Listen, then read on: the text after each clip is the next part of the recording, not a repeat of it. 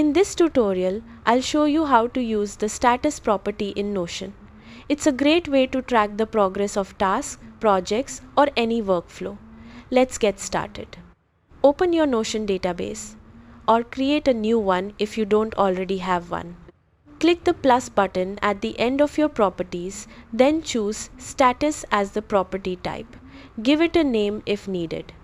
By default, the status property includes categories such as To Do, In Progress, and Done.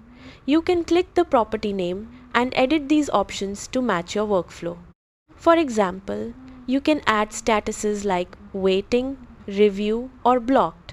To update an item's progress, simply click the status field in any row and choose the appropriate status from the list. For a visual workflow, create a board view by clicking plus, add a view and selecting board. Set the board to group by the status property and your items will appear in columns based on their current status.